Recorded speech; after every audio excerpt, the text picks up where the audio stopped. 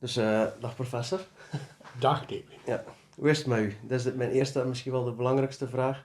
Gezondheid gaat goed. Ja? Ja. Oké. Het is lang geleden dat we elkaar gezien hebben. Dat is heel lang geleden. Te lang. Ja, dat is waar. Oké, goed. Hoe lang bent u intussen op pensioen, professor? Ik ben in pensioen gegaan in 1994. Dus bijna 30 jaar. Ja. Dat was het jaar dat ik naar de universiteit gegaan ben. Juist. Dus we hebben Ja. elkaar net gemist. Ja, Maar elkaar vlak daarna wel leren kennen. Hè. inderdaad. Ja. Ja, inderdaad. Waar ben je nu zoal mee bezig? Ik breng vele uren naar mijn computer door. Mhm. Omdat ik verschillende Facebookgroepen opgericht heb. Mhm.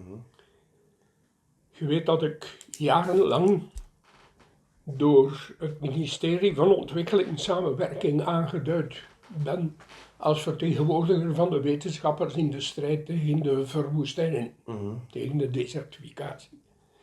En toen ik als afgevaardigde vervangen werd door professor Gabriels, Mhm.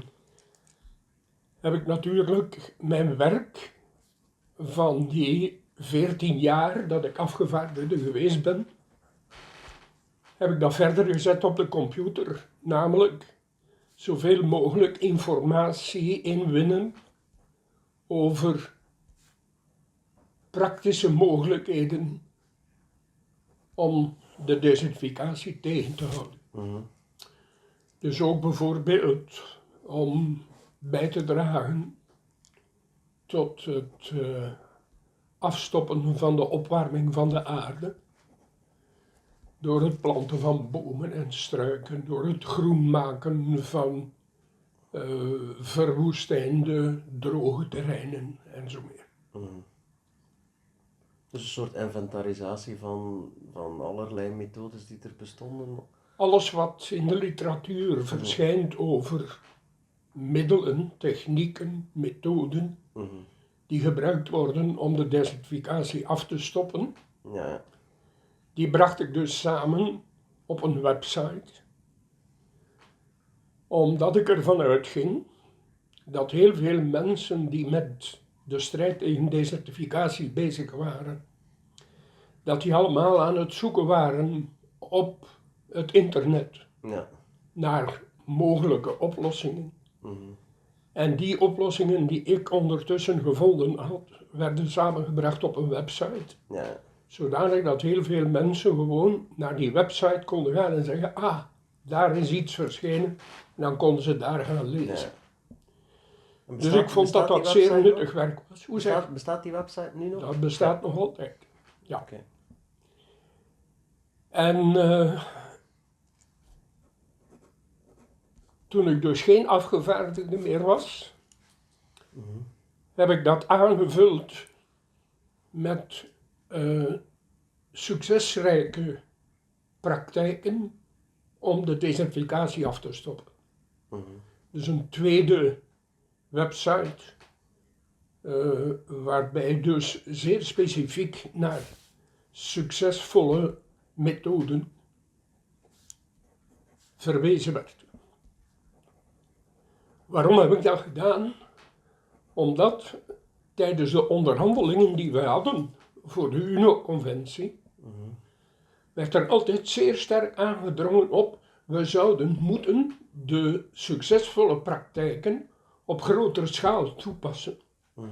En niet bijvoorbeeld als er ergens in een bepaald land een goede praktijk uitgetest was, succes had, dat gewoon zeggen, bravo, je hebt succes gehad, maar wat doet je daar dan mee? Ja. Waarom gaat die methode dan niet universeel in droge streken toegepast worden? Mhm.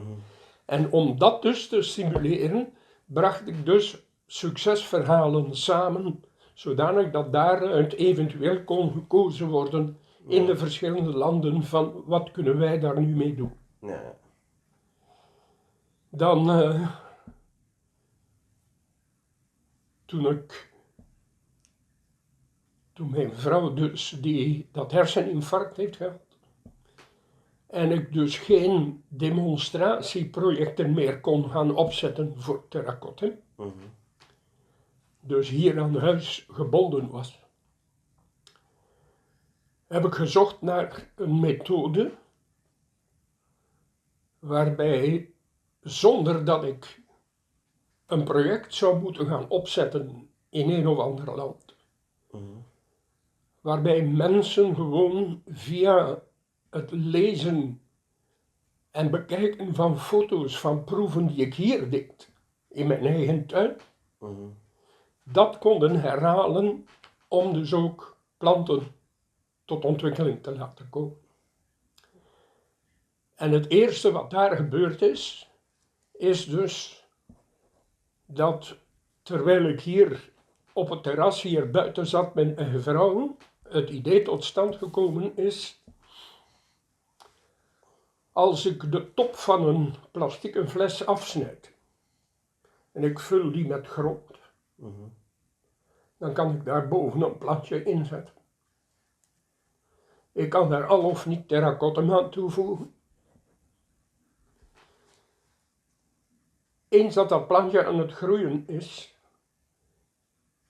en er dus weinig verdamping is door het feit dat het een plastieke fles is en er dus geen waterverlies is via de zijkanten, is er alleen maar transpiratie van de bladeren plus het bovenste deel van de fles dat open is, van waaruit water kan verdampen. Ja. Zodanig dat ik dus langere tijd water in een container kon vasthouden, om daarmee die planten beter te laten groeien. En ik heb daar dus geweldig veel succes mee gehad, want ik was begonnen met een slaapplantje, dan met een selder, dan met dit, dan met dat, en tenslotte ook nog boompjes en zo meer, zodanig dat ik kon tonen dat men planten kon opkweken tot op een bepaalde grootte in flessen en ze dan op het terrein kon gaan uitzetten. En mijn bedoeling was dus van te zeggen, mensen, je moet niet, zoals zeer veel gebeurde in die droge streken, in een open veld planten gaan uitzetten, waarbij je voortdurend moet sproeien, waarbij het water in de grond wegloopt of verdampt door de zon die erboven staat. Ja. Kweek uw planten eerst in containers en zet ze dan uit. Ja. Ik heb er heel veel foto's zien van passeren.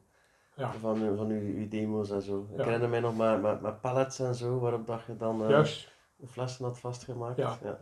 Dus dat is dan stilaan gaan groeien. Ja.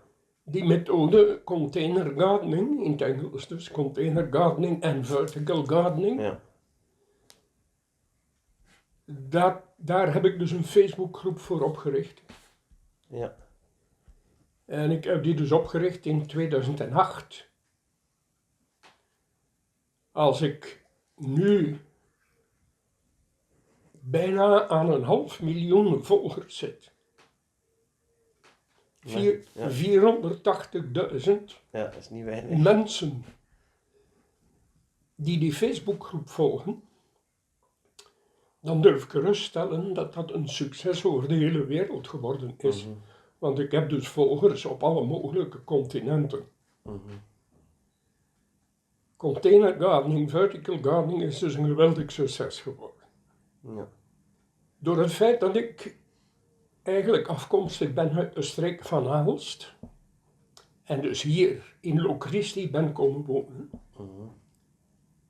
kreeg ik natuurlijk van mijn vrienden van vroeger uit het geboortedorp heel veel reactie. Aha, gewoon nu in Locristi.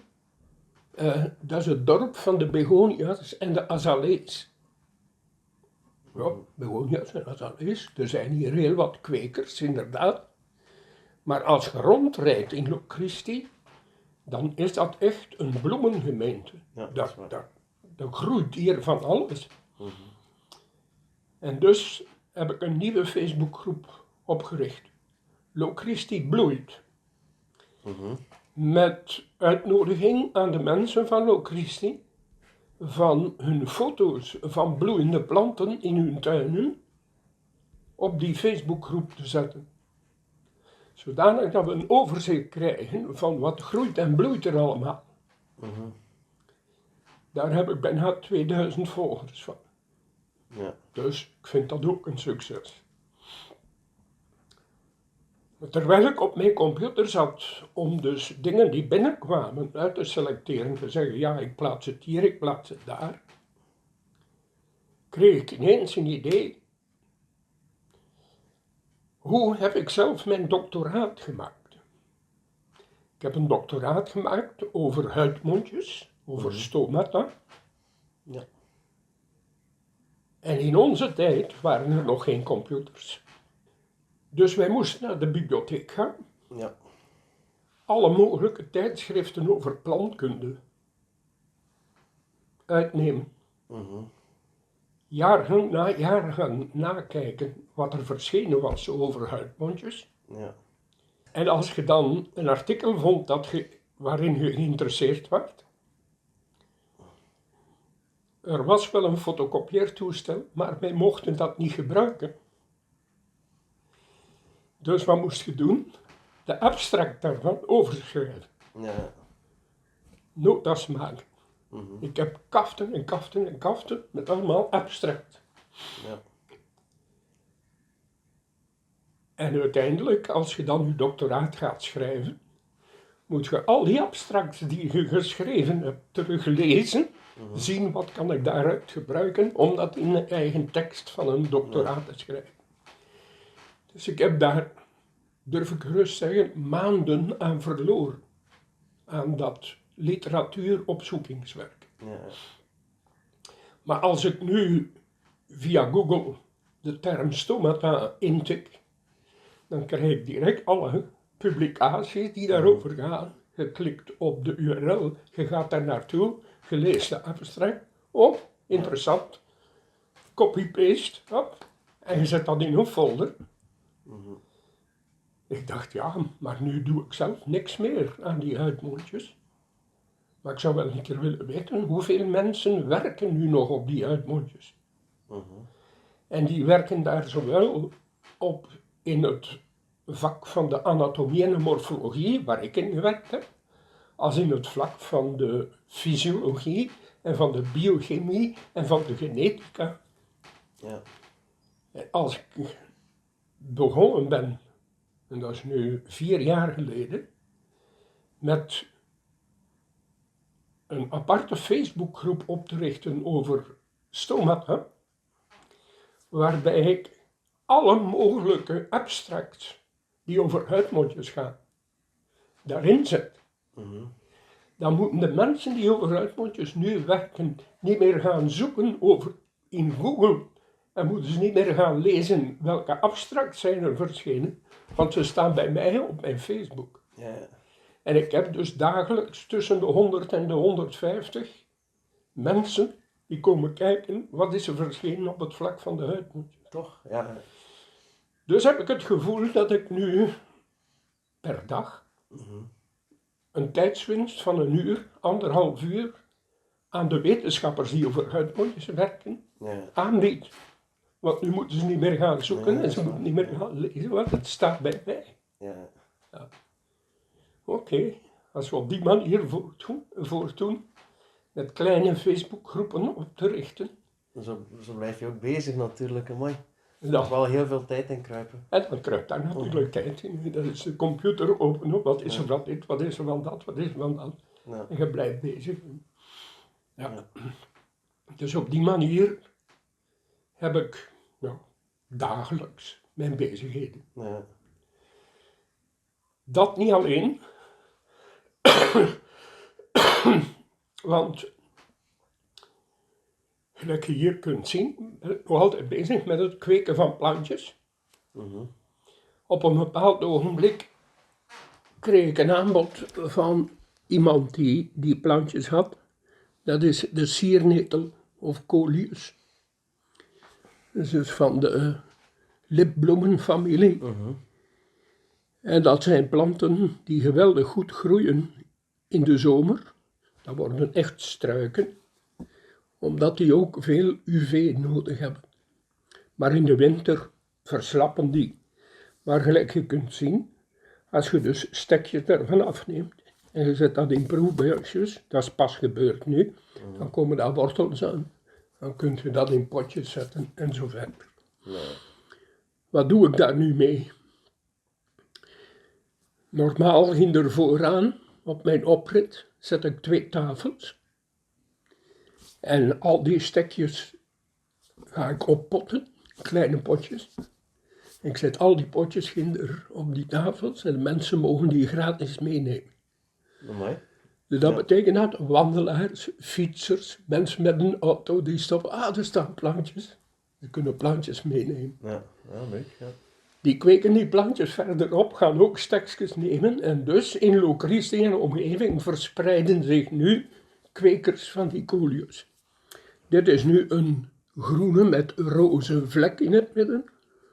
Maar er zijn 700 tot 800 verschillende kleurvarieteiten van die bladeren. Dus kunt u voorstellen wat er nu gebeurt. Want heb jij die bruine of heb jij die gele? We gaan uitwisselen. Ja. Er ontstaat Ja. een echte bezigheid. En dat komt terecht op Locristi bloeit, de Facebookgroep. Nee. Dat noem ik dan mijn plantotheek. In plaats van een bibliotheek, mijn plantotheek. Oké. En dus heb ik een Facebookgroep Plantotheek, waarbij ik foto's van datgene wat ik op de tafel zet, daarop zet, zodanig dat de mensen weten, er staan nieuwe plantjes en dan komen de mensen kijken. Daar staan flessen van Spa, met nu flink uitgegroeide druifhyacintjes. Dat waren die kleine groene plantjes die je daaronder ziet. Die zijn beginnen bloeien. Onderaan gewoon wat grond, blijft vochtig. De fles is op 1/3 van onderaan afgesneden. Maar ik laat 2 centimeter van de fles niet doorgesneden. Zodanig dat ik dus de top kan kippen. Kan dichten, ja. Die blijft erop zitten. Ja. Kan dat potje vullen met grond, kan er een plantje in zetten. Ik klip dat terug. Een kleefbadje, kleefstrookje op de zijkant. De fles is gesloten. Ja. Water vanuit die grond verdampt, gaat bovenaan druppeltjes vormen. Die druppeltjes lopen weer naar beneden. Je krijgt dus een recyclage van water. Ja. En zoals je ziet, kijk in die tweede fles daar, zijn al die scheutjes gaan uitlopen en de bloempjes zitten nu bovenaan tegen de stoppen. Ja. Goed, die flessen, normaal zet ik die nu al buiten, maar door de vorst ga ik dat dus niet doen. Ja. En nu zet ik dus op mijn plantotheek dat ik druifhyacintjes in flessen heb. En mensen die geïnteresseerd zijn, komen binnen. In plaats van op de tafel te vinden, mogen ze hier zo'n fles komen halen. Ja. Nieuwe methode om dus mensen daartoe aan te zetten. Van dus ook bijvoorbeeld in flessen op die manier jonge plantjes op te kweken. Tot ze groot genoeg zijn om er weer in grotere potten mee te gaan werken. En wie zijn zo de mensen die dan langskomen? Zijn dat allerlei... Plantenliefhebbers. Jong, oud? Ja. Hier van Locristi en omgeving Ja. krijg je hier allerlei bezoekers. En zoals je ziet, daarachter staan dan weer van die proefbuisjes met allerlei stekjes daarin. Stekjes van struiken, stekjes van die pannenkoekplantjes en zo verder. Ja. Dus op die manier kweek ik dus planten die ik hier gratis verspreid Ja. in de omgeving. Amai. Via de plantotheek. Ja. Een andere vraag, professor. En met al uw volgers en zo, ik vermoed dat er heel veel mensen weten wie professor Van Cottem is, maar iemand die u niet kent, hoe zou je jezelf voorstellen aan leken? Het eerste wat gezegd natuurlijk is, ik ben een plantkundige. Ja. Een botanicus. Een botanicus, ja. Ja, dan kent jij veel van planten. Ja. Ja, maar bij mijn studies in de plantkunde heb ik mij vooral bezig gehouden met de anatomie, dus de inwendige bouw van planten, en met de morfologie, de uitwendige vormen van planten. En minder met de systematiek, minder met hoe heet die plant, tot welke familie behoort die plant. Ja. Daar had ik minder interesse voor. Maar hoe zijn planten gebouwd? Hoe leven planten? Ja. Wat voor soorten wortels hebben planten? Waarom is dat zo? Vandaar de stap naar, als ik daar jaren mee bezig was en het probleem zich voordeed van mensen die sterven van honger in de droge streken, dat mijn belangstelling gegroeid is naar, kunnen we niet iets ontwikkelen waarbij we voedsel kunnen laten kweken, ook in droge streken. Spoedig groeide het idee dat als we gewoon die polymeren in zand zouden mengen en planten of zaden daarin planten, dat we daarmee misschien wel de wegstuivende duinen konden vastleggen. En ben ik proeven gaan doen op de Belgische kust, in Kokzijde Ja. en in Oost-Duinkerk. Ik herinner mij, er bestaan er foto's van, alleszins. Ja. En inderdaad, als je daar dat mengsel van polymeren inwerkte en bezaaide, kreeg je een grasmat. Of een mat met duinhelm, typische duinplant. Ja. Dus dat was op weg om bekendheid te verwerven. En ik kreeg artikels in allerlei dagbladen. En op een bepaald ogenblik komt er een assistent van de afdeling biochemie bij mij. En zegt, ik heb een vraagje voor u. Een goede vriend van mij, een goede kennis van mij, heeft een groot probleem op een terrein in Spanje. Die heeft daar een grote vijver laten aanleggen met een dam. En de bedoeling was dat dat water kristalhelder zou zijn, want dan zou hij met zijn familie en vrienden en kennis daar kunnen gaan zwemmen en bootje varen. Maar dat water, dat is melkwit geworden. Melkwit.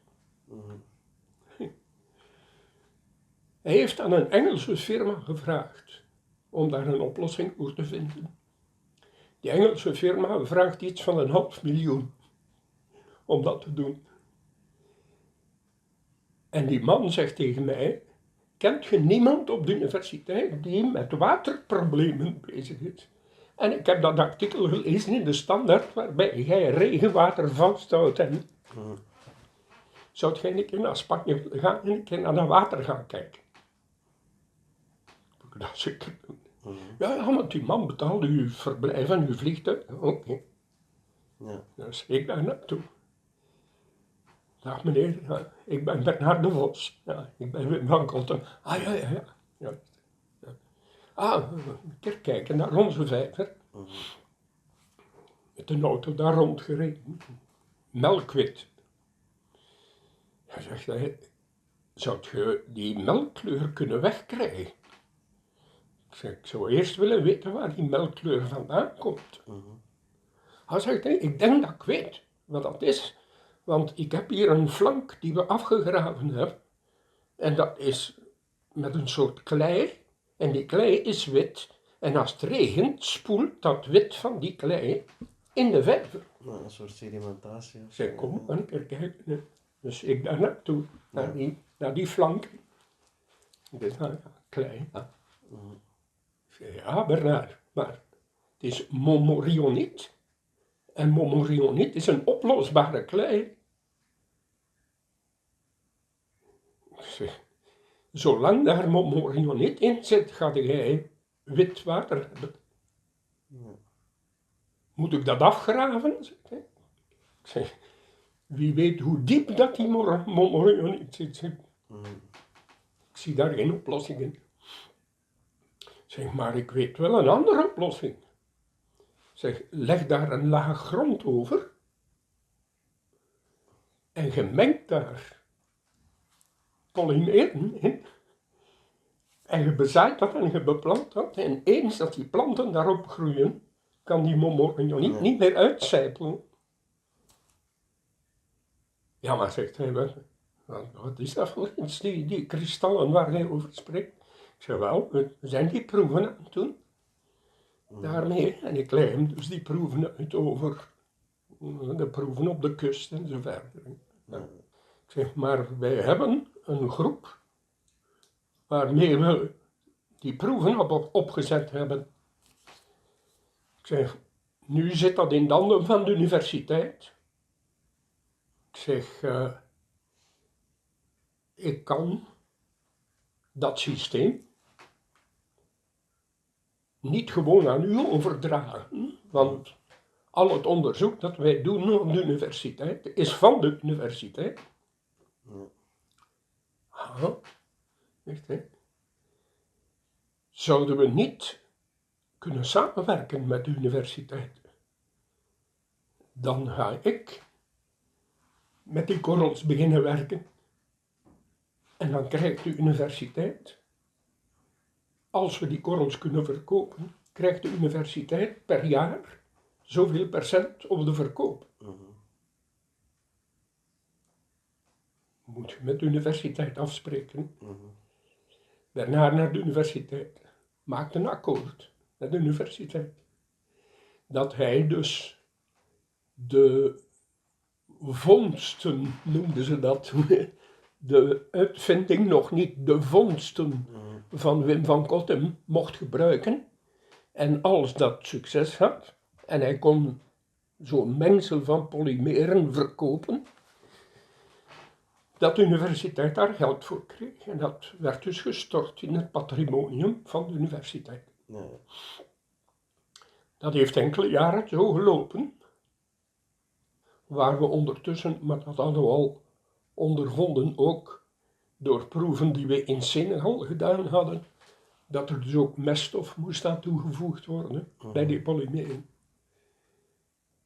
En ik had al een ideetje over die groeistimulatoren. Nee. En dus kwam er zogezegd een nieuw product op de markt. Dat was een mengsel van polymeren met meststoffen en met groeistimulatoren. En dat moest een naam krijgen. Hè. Nee. En dan werd in alle richtingen gezocht. Green, plant, terra. Alle richtingen. Iedere keer als dat lijkt een goede naam te zijn, gaan zoeken. Gepatenteerd, gepatenteerd, gepatenteerd. Al die namen waren gepatenteerd. Nee. Ik weet niet meer wie het zei.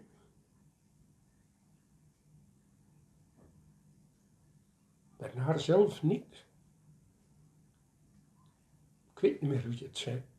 Ik ken een naam die niet gepatenteerd is. Terracotta. Ik zeg terracotta. Nee hoor. Nee. Want ik ga alle collega's van de universiteit op mijn nek krijgen. Wat denkt hij wel? Ja. Zijn naam geven aan iets. Hè? Ja, op die manier, ja. Dus ik kom die avond naar huis. Ik zit hier wat te praten met Wilfried. Ik zeg, en nu willen ze daar terracotta van maken. Ik zeg, ik voel daar niks voor. Je moet dat doen, zegt ze. Ik zeg, waarom?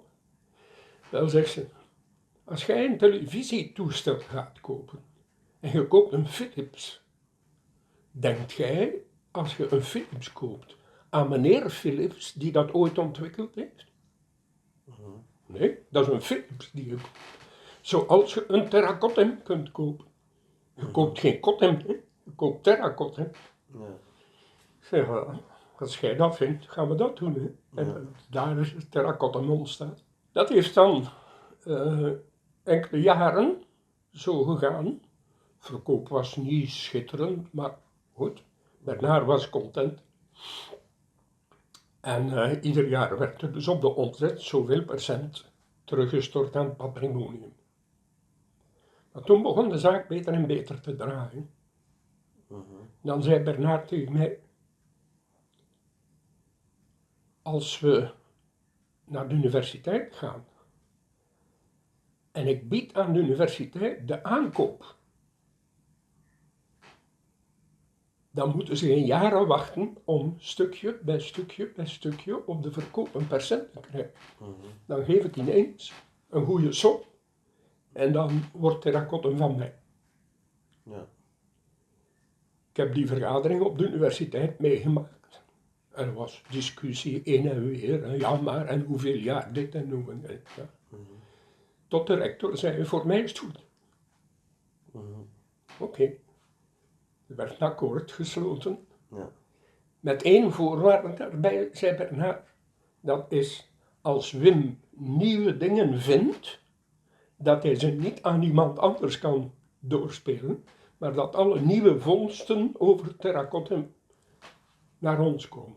Ja. Dat sprak vanzelf. Ja. Dus dat akkoord werd gesloten, een document opgemaakt en ondertekend. En de universiteit kreeg een flinke som geld die in het patrimonium gestort werd. En dat was dus het begin van de, ik zal maar zeggen, onafhankelijke firma Terracotta. In al die jaren is het dus zo dat door het feit dat ik voor het ministerie van Ontwikkelingssamenwerking afgevaardigde was van België voor de wetenschappers, en ik dus gelegenheid kreeg om bij die internationale conventies, waar dus bijna 200 landen vertegenwoordigd waren die daar naartoe kwamen, dat we iedere keer kans kregen om daar ook een stand van terracotta te hebben, heeft dat dus veel bijgedragen tot het bekendmaken. Als we dus probeerden om in een bepaald land toch terracotta op de markt te brengen, moesten we dat dus doen door eerst bewijzen te gaan leveren van het lukt bij ons. En daarvoor is dus indertijd TC Dialoog gesticht. Waarbij dus een aantal mensen, techniekers, mensen die wouden helpen, mensen van de universiteit zelfs, die met mij meegingen, naar een ander land, naar een land gingen om daar een demonstratieproject op te zetten. Senegal, Guinea, Mali,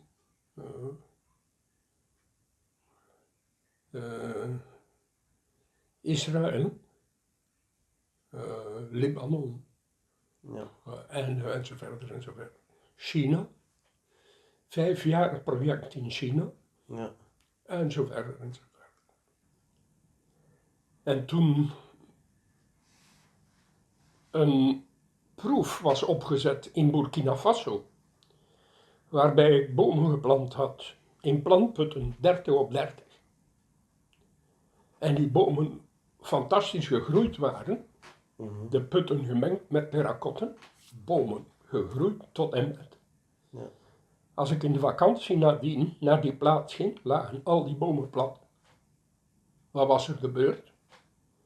In die put zat terracotta, maar buiten de put was de grond droog. Die wortels die weigerden van in die grond te groeien, want daar was het droog. De wortels bleven in de plantput, begonnen het typisch bloempoteffect te krijgen, beginnen rond te draaien. Dus die wortels hadden zich ontwikkeld tot een soort kluwen. Maar daar stond een boom van 2,5 meter. Hop, en die werd door de wind omvergeblazen. Want die plantput van 30 was niet breed genoeg en die wortels waren niet uitgelopen. En toen is het idee gekomen, hoe kan ik die wortels stimuleren om toch in die droge grond te groeien. Ja. La Potion Magique. En volg je nu nog het wel en wee van Terracotta? Ja, natuurlijk. Terracotta blijft mijn beeld. Je hebt dus veel gereisd voor Terracotta. Zijn er bepaalde reizen die nu bijgebleven zijn? Mijn schoonste herinneringen gaan toch wel naar die 5 jaren in China. Toch, ja. Daar zijn echt magnifieke dingen tot stand gekomen. Ja. Die Chinezen hadden een heel speciaal systeem.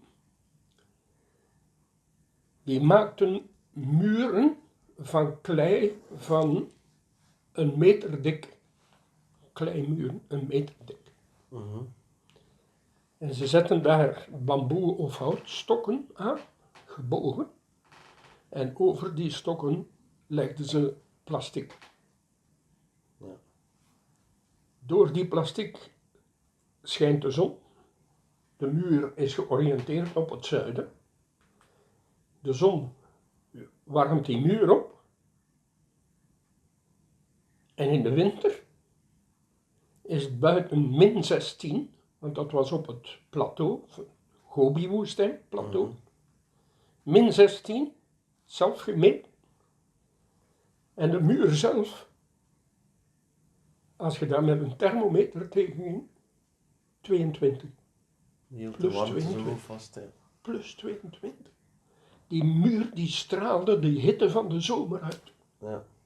En die serre die werd verwarmd in de winter door die muur. En in de serre was het 12 of zoiets. 12 graden. Ja. Dat was echt fenomenaal. En wat werd er dan gekweekt? Ook groenten in de serre? Groenten. Ja. Zonder terracotta. Zandgrond. Als ze water goten. Ze moesten zoveel water gieten. Ze moesten sneeuw smelten, want er was geen water. Ze moesten sneeuw smelten en dat smeltwater in de serres gaan gieten. En ze moesten iedere dag gieten, want dat water liep weg en verdampte enzovoort. Maar met terracotta was dat Ja. fenomenaal. Ja. Dat was zeer mooi. Ja, wel een heel speciaal procedé, precies. Ja. Ja. 15 serres in 5 verschillende dorpen. Ja, Ja. dat was het aanbod. Ja, Oké. ja, dat was mooi. Maar reizen, ja. Reizen op zich met zo'n goed doel, dat je telkens hebt, dat ja, al die reizen zijn mooi. Ja. Allemaal. Omdat je weet, je gaat succes boeken en je weet dat je mensen opnieuw hoop brengt van een beter leven. Zijn er nog mensen met wie je in contact bent van al die reizen? Via de computer of zo? Zolang ik betrokken was bij de conventie voor desertificatie, zag ik niet met regelmaat. Ja. Want automatisch, als je dus in zo'n land een demonstratieproject wilt opzetten, moet je eerst met een aantal autoriteiten gaan spreken. Mhm. Ja. En ja, sedert 2006 dus niet meer. Maar wie mij nog altijd contacteert, zijn de zoon en de dochter van de burgemeester van het dorpje Niou. En Niou in Burkina Faso, Ja. waar we dat project met dat comité van Maastricht opgezet hebben. Ja. Dat had ook zo'n mooie naam. Wat was de naam van dat project niet weer? Le Bois de l'Amitié. Ja, ja, inderdaad. Ja.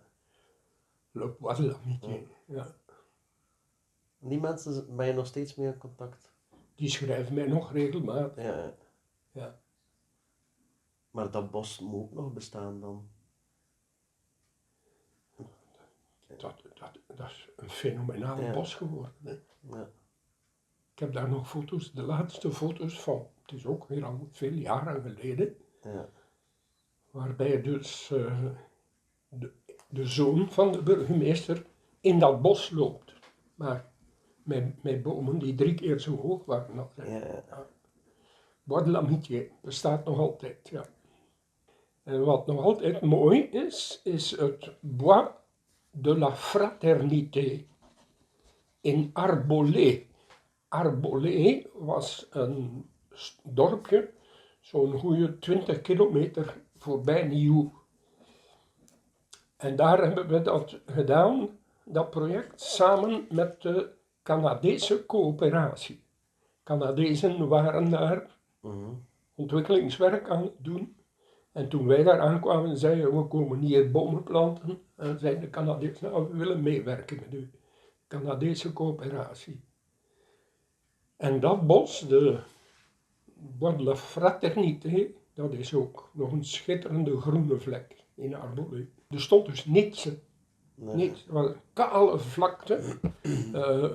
Un glacis noemen ze dat in het Frans. Un glacis. Dat is dus klei die gewoon afgeschuurd is tot en met een vlakke laag geworden is. En op die glacis konden we dus plantputten maken. En dan, wanneer, dat is van 88. Dat was samen met het Bois de l'Amitié. In 88 hebben we Arbolé gedaan. En dan hadden we dus een aantal bomen zonder terracotta, een aantal bomen met 50 gram, een aantal bomen met 100 gram. En dan in december 88 zijn we dat gaan opmeten. Daar hebben we mooie foto's van. Gaan opmeten. En dan de jaren nadien telkens teruggegaan. Ook als we naar Bois de l'Amitié gingen kijken, gingen we daar natuurlijk ook kijken. Daar heb ik nog die foto's van, die heb je waarschijnlijk ook al gezien. Dat ik met mijn armen open sta bij zo'n struik, bij een boom. Bij de acacia's. Ja, inderdaad. Ja. Dat is een mooi project. Dat was nog op de universiteit dan, in de eind jaren 80. Ja, 88. Ja. Dan 90 of 91 heb ik onlangs nog een foto van gepubliceerd op mijn Facebook. Napalgé, het dorpje Napalgé. En in Napalgé... En welk land? Ook Burkina Faso? Burkina Faso ook, ja. En in Napalgé was er langs heen de grote weg. Geasfalteerd. Vroeger een aardeweg aangelegd door de Fransen. Toen het nog een Franse kolonie was. En aan beide kanten van die aardeweg hadden ze grote bomen geplant. Enfin, hadden ze geplant en die bomen waren misschien 10 meter hoog.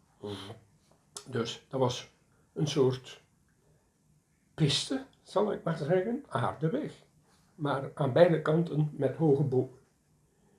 En toen vroeg het gemeentebestuur van het dorpje Napalgé ons of we niet tussen die bomen in struiken konden planten. Om die aardeweg te beschermen. En daar heb ik dan die struiken geplant tussen die bomen. En die foto die ik nu onlangs op mijn Facebook heb gezet, is nog met die struiken die in uitgroei waren. Een soort groen gordijn. Ja. En waarom? Hoe heette dat weer? Bois de l'Union. Bois de l'Union, ja. En waarom de link met Burkina Faso? Waar komt die vandaan? Met het comité Maastricht Nieuw. Inderdaad, In Maastricht, bij wat ze daar katholieke stad zijnde de Alvasten noemden, de Alvastenactie. Bij de Alvastenactie in Maastricht werd er geld ingezameld en dat moest besteed worden aan een ontwikkelingsproject. De was hij toen geen president.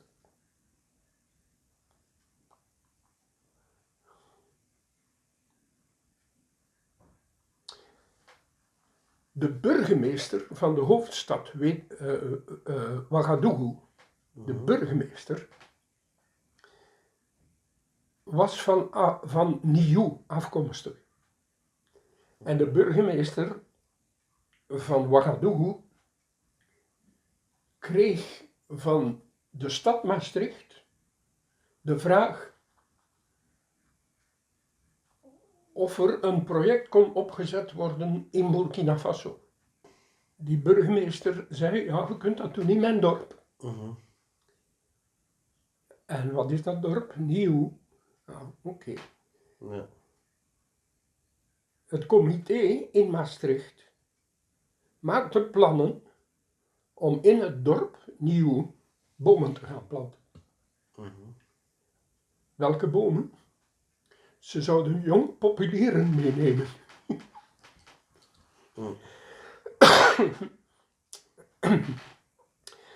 De huidige bekende orkestleider André Rieu was lid van dat comité en werd op Radio Hasselt geïnterviewd, waarbij hij vertelde van wij met Maastricht, wij gaan een project opzetten in Burkina Faso, wij gaan daar bomen planten. Elfried zit in de auto, haar radio aan en hoort de toenmalige jonge André Rieu verklaren dat ze dus bomen gaan planten in Burkina Faso. Ja. En dan zegt hij mij, Wim, zou dat niet interessant zijn om die mensen te verwittigen dat ze terracotta kunnen gebruiken? Ah, ik zeg, ja. Ik zeg, vraag een keer hoe dat we met die André Rieu in contact kunnen komen. Ze belt naar Radio Hasselt, ze krijgt het telefoonnummer van André Rieu, ze belt naar André Rieu. André Rieu zegt, ja, maar ik ben maar lid van het comité, ik zal het aan de voorzitter zeggen. De voorzitter ontmoet hij en hij zegt, er is daar in Gent een prof en die heeft een product ontwikkeld waarbij bomen in droge streken als zot beginnen te groeien. Daar moet je contact mee opnemen. Die voorzitter belt mij op de universiteit. Zou ik even op bezoek mogen komen? Ja, natuurlijk. De dag nadien stond hij daar. Ja, chef Fink is hij dat. Chef Fink, ja. Ja, vertelt. Comité Maastricht, wat ze doen. Weet je wat, zegt hij? Zou je eens willen naar een vergadering komen van ons comité? Kunt je daar komen uitleggen wat uw systeem is? Hè? Ja. Want wij zijn sterk geïnteresseerd, want onze bomen moeten kunnen groeien. Ja. Dus ik naar Maastricht, naar dat comité-vergadering. Ja. Ja. Hoe gingen ze het doen? André Rieu zou met zijn orkest een gala-optreden geven. En alle bezoekers van dat concert zouden 10 gulden, in die tijd nog, 10 gulden betalen. En dat heette toen een tientje voor een boom. Die zaal, dat was de conferentiezaal waar ook het verdrag van Maastricht getekend is. Het Europees verdrag van Maastricht is daar getekend. Grote zaal. Speciaal gebouwd voor dat verdrag. En hij geeft dat concert in die zaal. En die zaal loopt vol. En al die mensen geven 10 gulden. En met dat geld konden ze dus terracotta kopen. En konden ze bomen en dit en dat en dat. En dus zijn we in 88, in juli 88, naar Ginder gegaan. De lokale bevolking plantputten laten maken. En dat deden ze. Want dat was in lateriet, in ijzer houdend. Kappen. Keihard. Alles uithalen, putten maken. Al die putten gemaakt door de bevolking, die kregen een vergoeding daarvoor. Grond mengen met terracotta, boompjes planten. En dat is het Bois de l'Amitié geworden. Ja, mooi verhaal. Via André Rieu. Ja. Ja. Maar wat is nu, van alle planten die je ooit mee in contact gekomen bent, wat is uw lievelingsplant? Mijn lievelingsplant is de wilg. Oké. Heel toevallig heeft er daar onlangs ook iemand geantwoord. Ja. En waarom is dat wel? Daar heb je geen terracotten voor nodig. Nee, zo gek is het niet. Nee. Nee, maar wilgen kunt je overal planten. Mhm.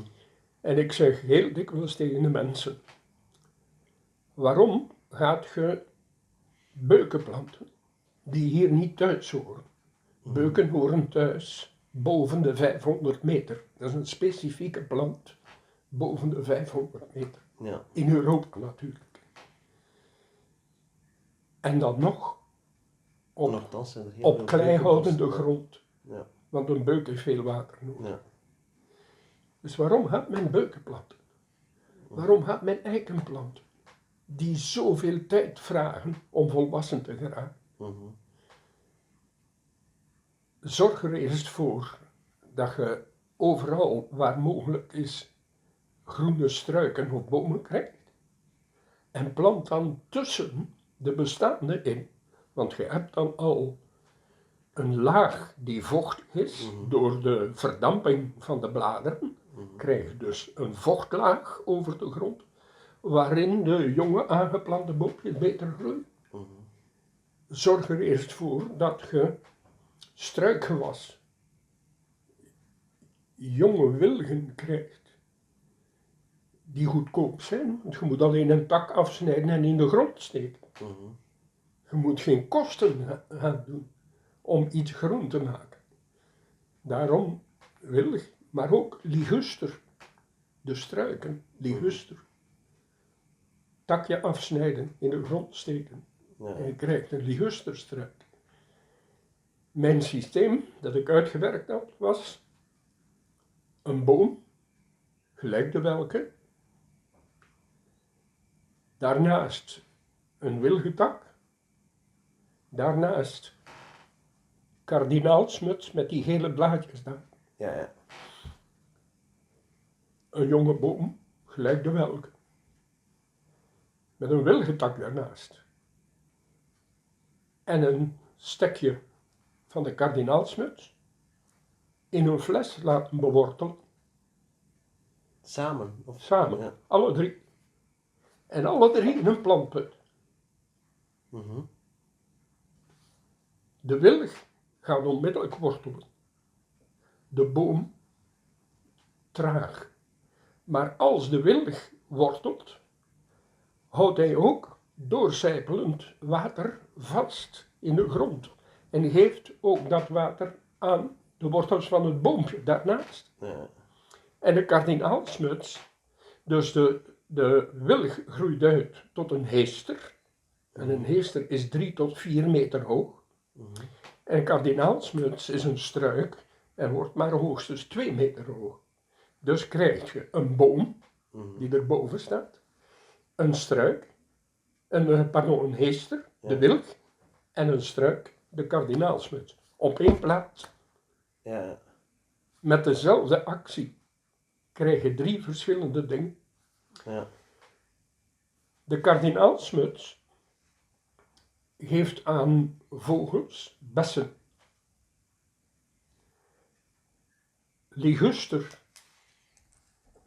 geeft aan vogels nestgelegenheid. Dus als je geen kardinaalsmuts gebruikt, maar liguster, geeft nestgelegenheid Mhm. plus bessen. Die zwarte besjes die op de liguster komen. Ja. De wilg, bijen, vlinders, alle mogelijke insecten als de wilgen bloeien. Mhm. En ondertussen groeit de boom. Ja. En je kunt het doen door alles in één plantput te steken. Ik ga dat een keer uitproberen, denk ik. Ja. Makkelijk te doen. Je pakt gewoon een fles. Zorg er altijd voor dat als je de fles helemaal opvult met grond, dat je 2 of 3 centimeter boven de bodem 2 gaatjes maakt. Want als het regent, loopt de fles vol en Ja, zijn de nee. wortels kapot Maar als er 2 gaatjes zijn, heb je 2 draineergaatjes Ja. en behoud je 2 centimeter of 3 centimeter water beneden.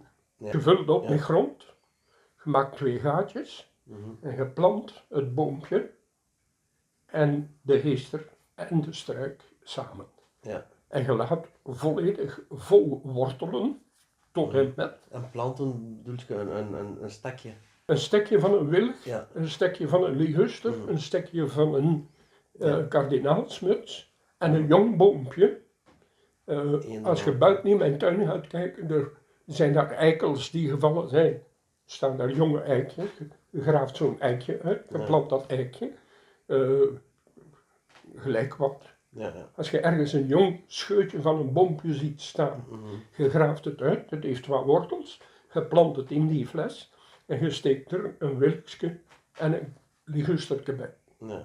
En je laat alles vol wortelen, tot alles geworteld is, dan snijd je de fles kapot en je plant wortel en al in de grond. Joep, alles groeit. Oké, goeie tip om uit te proberen. Ik kan dat zeker En doen. natuurlijk met terracotta in de grond. Ja, nee. Goeie raad. Oké, professor, ik dank u voor uw tijd. Ik zie Geen dat dank. je nog altijd evenveel vuur hebt. En niet als Dat vuur. gaat niet weg, joh. Nee.